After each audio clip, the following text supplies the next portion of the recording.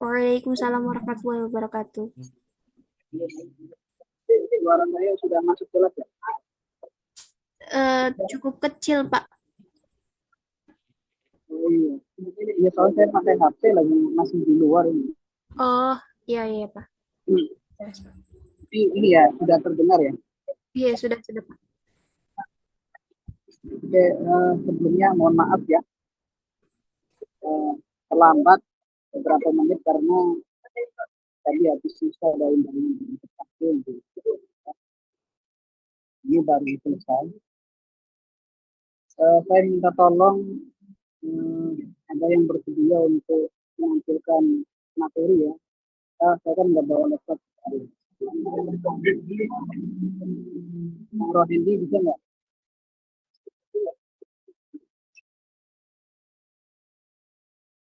Atau yang lain barangkali ada yang pakai laptop.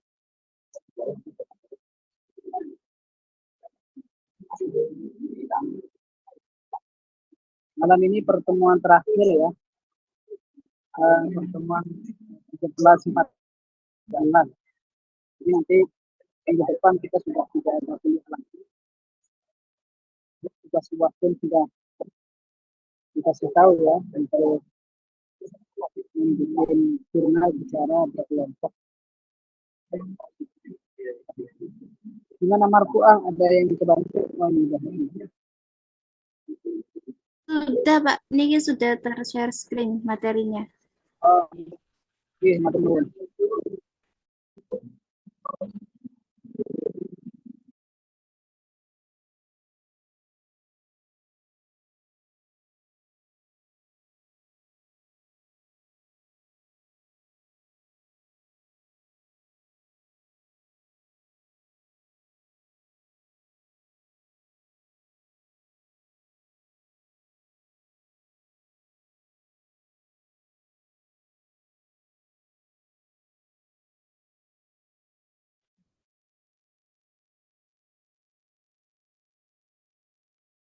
Marfuah sudah muncul ya. Halo?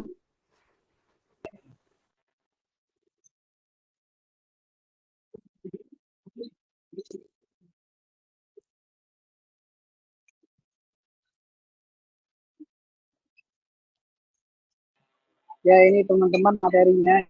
Mari kita mulai saja dengan membaca basmalah. Bismillahirrahmanirrahim. Ini materi terakhir di pertemuan mata kuliah literasi digital, yaitu rencana kerja akhir publikasi. Ini sebenarnya isinya terkait ini ya, pedoman atau panduan strategi untuk menyempurnakan, mensukseskan dan mengirimkan manuskrip Anda menuju jurnal pasaran. Manuskrip itu artinya draft jurnal ya, yang masih belum dipublikasikan atau disubmit. Ini ada 3 fase sebelum Anda untuk mempublikasikan manuskrip. Lanjut Marfuah, slide yang kedua.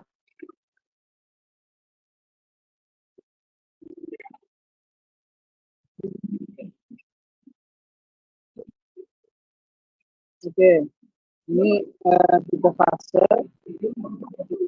Bisa di zoom sedikit Marfuah. Oke.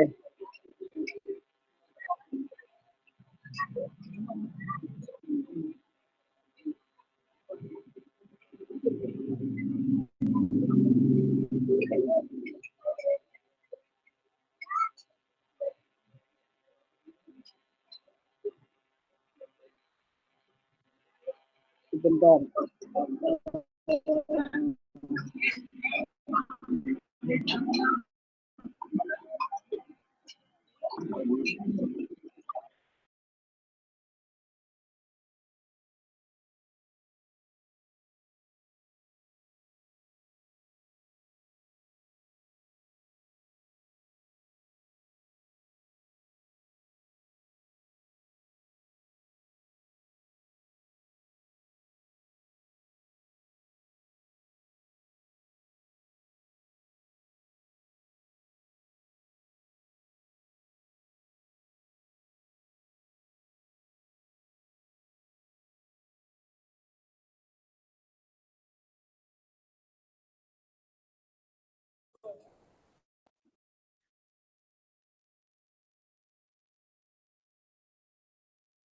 Oke, ini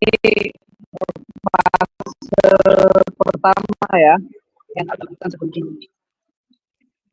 publish manuskrip atau draft jurnal, namanya fase yaitu fokus pada pembahasan dan jadi sebelum Anda mempublikasikan dicek terlebih dahulu redaksi atau teks jurnalnya, tata bahasanya, apakah ada yang typo. Itu ngeceknya itu tidak cukup satu kali, bisa berulang-ulang ya, karena dengan cara mengecek seperti itu maka kita akan tulisan ya. Terus selain itu ada konsistensi citasi, dicek juga citasi ya, kira rujukan yang digunakan, sumber referensi yang Anda gunakan untuk bahan jurnal itu relevan enggak dengan topik yang sedang Anda angkat di jurnal. Itu penting ya. Antara referensi dan topik itu relasi sama sekali. Itu nanti bisa fatal ya, kemungkinan kalau dipaksakan jurnal itu disubmit ya kemungkinan besar akan ditolak, karena kan nanti oleh rumah jurnal yang kita tuju itu akan dicek turnitin ya, ini sebenarnya citasi yang digunakan ini benar enggak keberadaannya, jangan-jangan referensi yang digunakan itu hanya asal tempel. Nah, padahal bukan citasi atau referensi yang sesungguhnya. Oke, kemudian setelah fase 1 baru kemudian fase kedua ya, pemilihan jurnal sasaran, rumah jurnal ya, fokus pada pencocokan ruang lingkup, reputasi dan kepatuhan panduan. Jadi kalau Anda jurnalnya itu bidang pendidikan, maka larinya ke rumah jurnal pendidikan. Kecuali jurnal yang Anda tuju itu multi untuk semua disiplin pengetahuan atau ilmu, maka boleh jenis jurnal apapun ya. Jadi jangan sampai Anda jurnalnya pendidikan agama Islam ya, topiknya tentang pendidikan agama Islam, kemudian masuknya itu ke jurnal bahasa Inggris, nanti ditolak karena nggak nyambung ya, walaupun template-nya sesuai tetapi tidak sesuai dengan fokus jurnalnya gitu. Jadi makanya dicek dulu kalau kita mau submit, kita jurnalnya tentang apa temanya, kemudian kita cari rumah jurnalnya yang sesuai dengan topik jurnal kita. Setelah fase kedua baru kemudian fase ketiga, submisi dan finalisasi ya, fokus pada dokumen pendukung dan eksekusi sistem jurnal. Ini dicek kembali fase 1, fase 2 udah dicek ulang benar, kemudian rumah jurnal yang dituju itu benar, baru kemudian Anda lakukan submisi ya, pengajuan jurnal. Anda registrasi dulu, bikin akunnya, setelah bikin akun baru kemudian submit filenya, isi menu yang ada di rumah jurnal itu seperti abstrak, kemudian autor, nama penulis, kemudian afiliasi Anda, afiliasinya kemana, ke kampus ISIP itu nanti bikin semua. Nah, kemudian submit baru nanti terutama email yang Anda masukkan di rumah jurnal itu, maka harus email yang aktif. Kenapa? Karena nanti setiap informasi ya, notifikasi dari setelah pensubmit itu nanti akan masuk ke email tadi, diterima atau ditolak, kira-kira itu. Lanjut Marfuah, slide yang ketiga.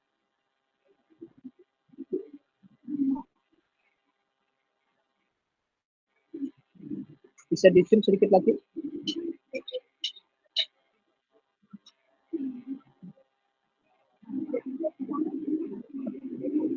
Oke. Ya. Ini ada masalah ya.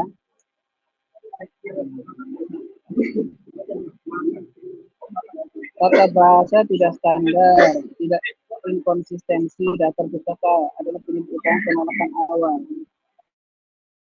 Ini juga nanti terkait dengan citasi. Ya, tadi saya di awal sudah menyampaikan bahwa ketika jurnal Anda itu sudah dipublish, kemudian ternyata dicek Turnitin, dicek Grammarly oleh pihak jurnal, kemudian ditemukan masalah bahwa bahasanya tidak sesuai dengan standar yang ditentukan oleh jurnal itu, banyak yang salah dan lain sebagainya, biasanya itu langsung tertolak.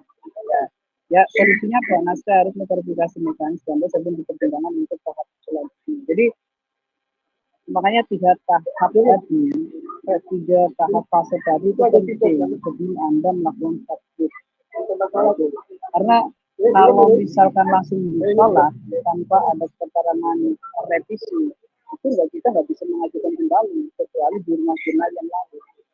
Kecuali keterangannya adalah ada revisi, maka kita bisa kembali karena revisi itu diperbaiki. Lanjut, Marfu'ah.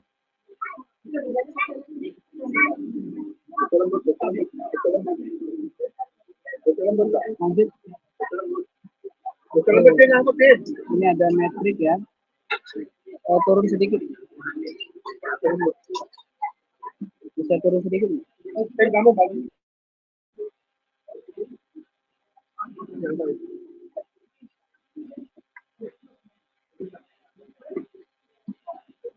Ini ada metrik ya, semacam tabel ringkasan ya. Ini Anda bisa lihat pemeriksaan bahasa dan originalitas, fokus, lalu tata bahasa. Ini bisa menggunakan Grammarly atau Turnitin ya, digunakan untuk mendeteksi plagiasi dan optimalisasi grammar bahasa Inggris secara otomatis.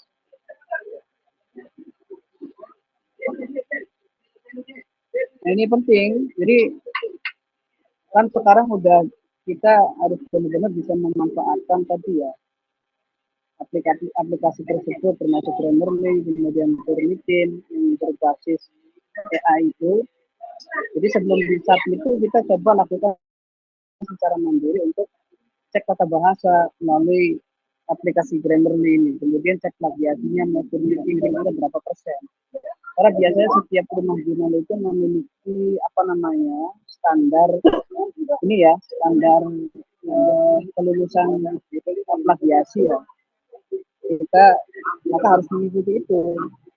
Kemudian manajemen referensi, konsistensi format. Biasanya format yang harus disesuaikan itu pertama adalah template ya, template. Jadi kita nggak boleh menggunakan template yang tidak digunakan oleh rumah jurnal yang kita tuju.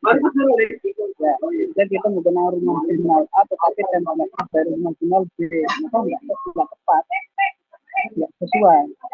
Itu. Yang kedua, citasi model penulisan footnote atau endnote ya dan sebagainya, ya kita harus mengikuti aturan penulisan yang ada di rumah jurnal itu. Itu bisa menggunakan Mendeley atau Zotero misalkan. Kalau memang rumah jurnal itu merekomendasikan dalam penulisan citasi atau daftar pustaka misalkan harus menggunakan sistem otomatis digital yaitu Mendeley atau Zotero.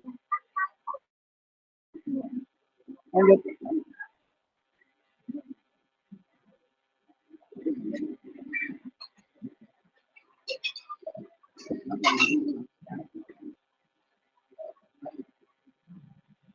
Dikecilin sedikit, bisa nggak? Apa?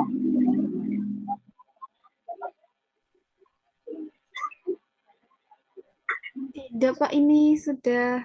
Oke. Oh, berarti ada ini. Oke.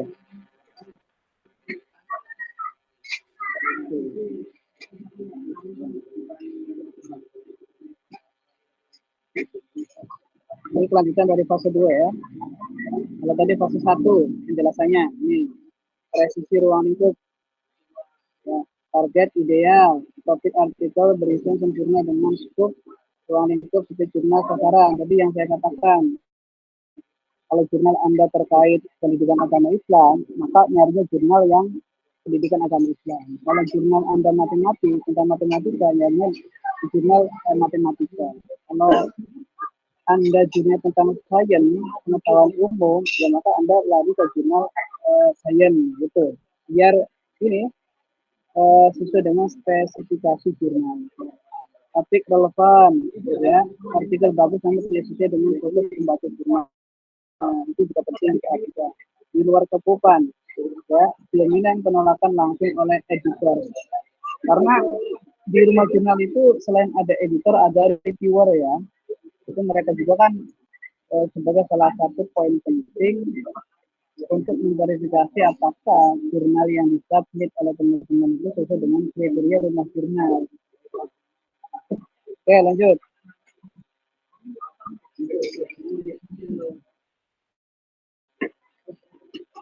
Nah, ini ada peta ekosistem indeksasi dan reputasi.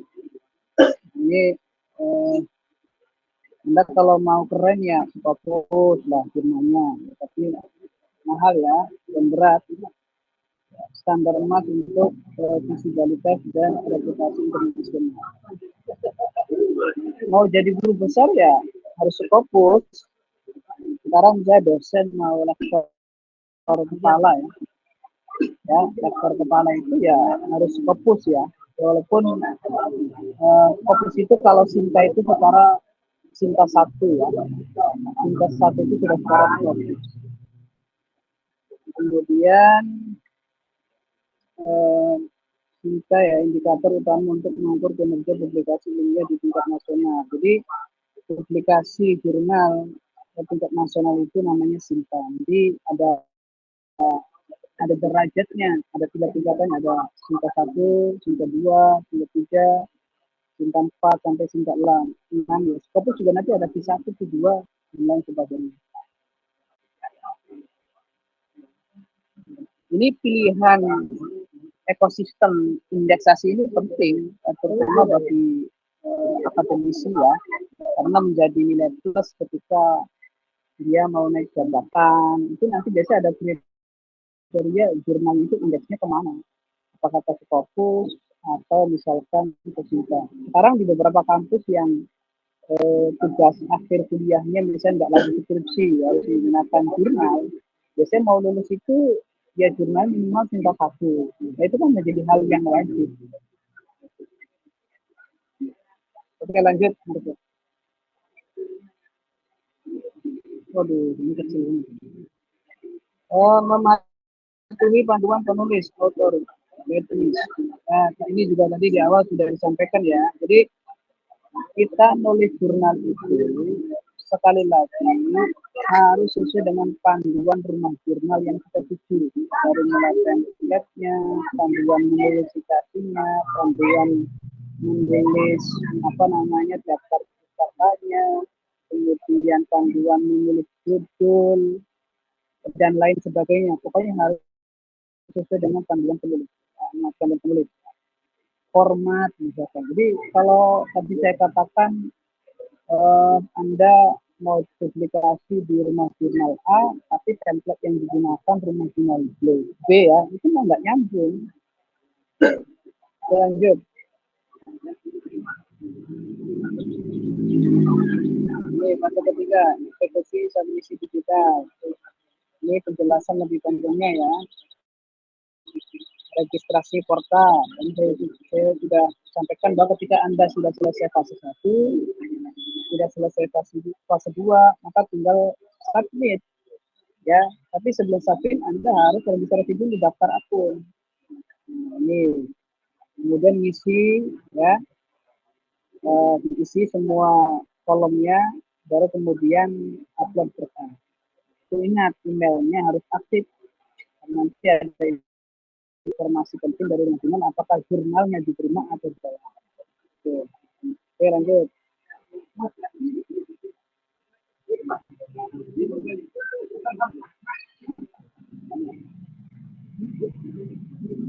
Ini ada anatomi ya, struktur naskah utama, artikel yang telah melewati fase penyuntingan dan penyusunan format, kemudian pernyataan resmi terkait potensi konflik kepentingan, surat pengantar terlebih kepada editor yang menjelaskan urgensi tersebut artikel, data berlengkap pendukung penelitian juga ada. Ya, data lengkap pendukung itu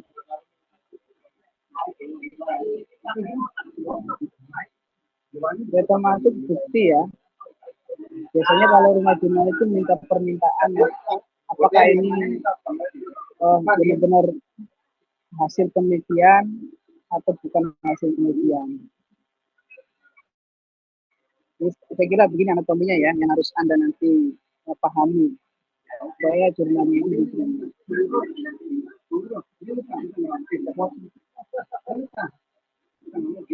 Oke, lanjut.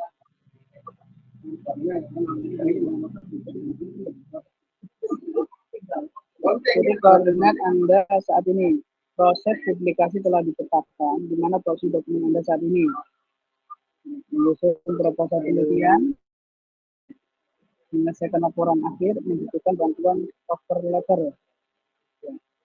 Ini kalau ada yang sudah selesai sih, ada nggak teman-teman yang sudah selesai tugas jurnal ini bisa kita bahas malam ini. Lanjut Marfuah.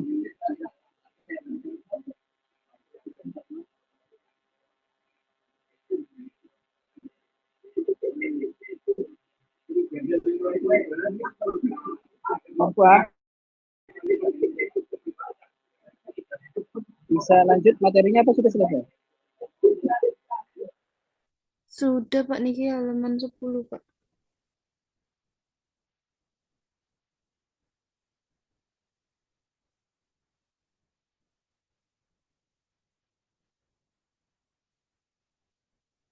Sudah Pak, ini yang terakhir.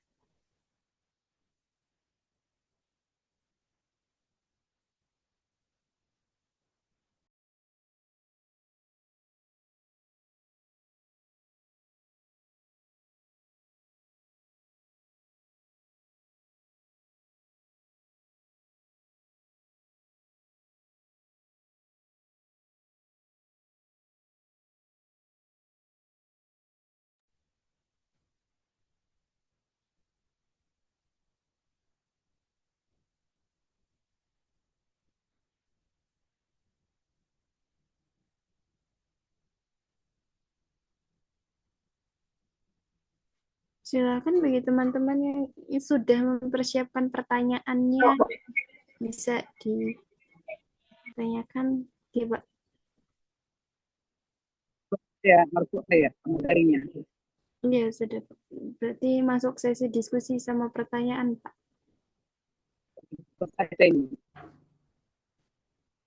Materi dibaca banyak berat.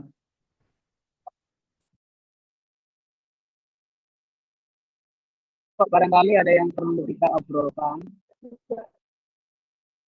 Tapi ini sudah ini ya, teman-teman sudah masing-masing kelompok ya.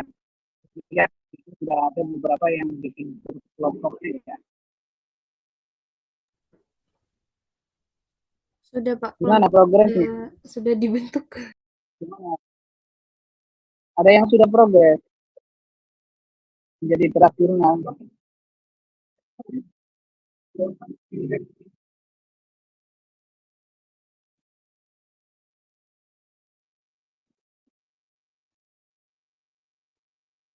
Yang mana sudah selesai?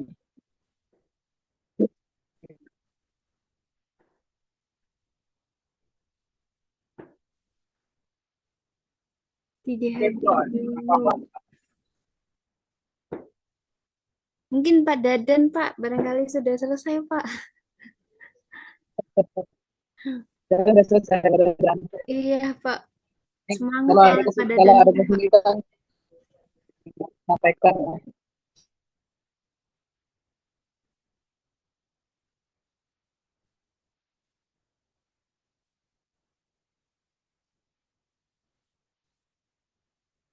Ini paket lengkap ya, hadir semua ya 32 orang.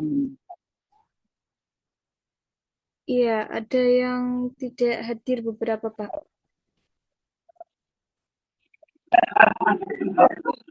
Ini jumlah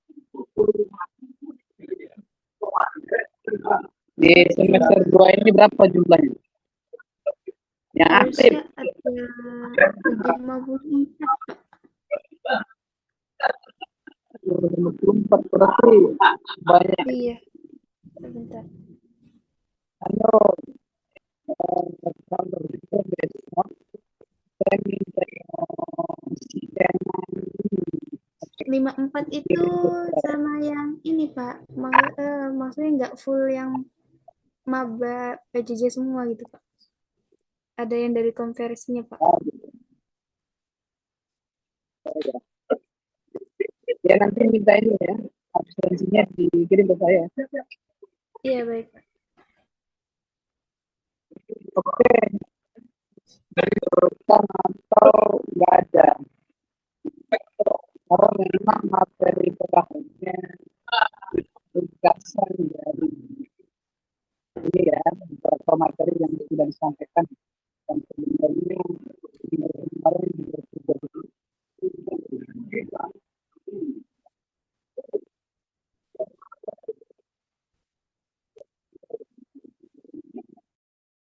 halo,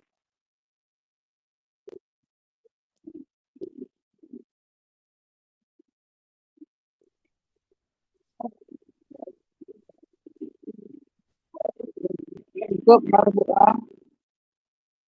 ini kayaknya nggak ada. Diam semua. Sepertinya sudah pada paham, Pak.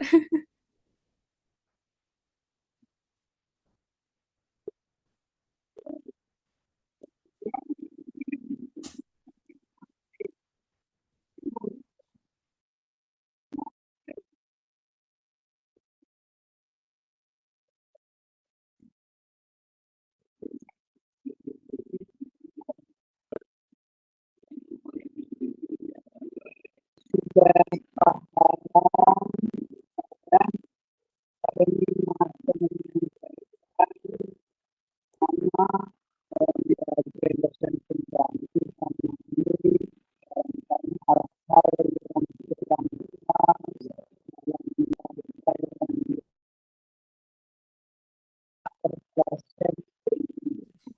Mohon maaf, Bapak, suaranya kurang jelas, Pak. Halo, sudah jelas belum? Halo, sudah jelas? Jelas belum? Sudah sih, Pak. Cuma ya mending nggak kayak di awal itu sedikit terdistraksi kayaknya. Soalnya di sini ramai masih Oh, dapat gitu. dia menyampaikan bahwa ini adalah pertemuan terakhir, jadi barangkali ada hal-hal yang tidak berkenan selama menjadi pengganti Pak Malik. Ya, saya pribadi mohon maaf dan saya berharap pahami dan bermanfaat menjadi bekal teman-teman untuk pengembangan perkembangan karir akademisi teman-teman gitu ya.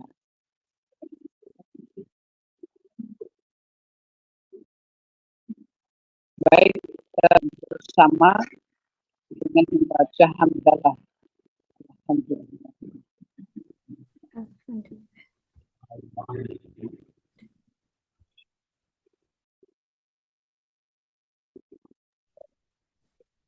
Assalamualaikum.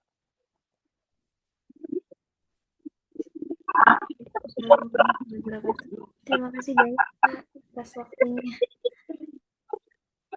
Ini sama-sama matur nuwun. Ngapunten suaranya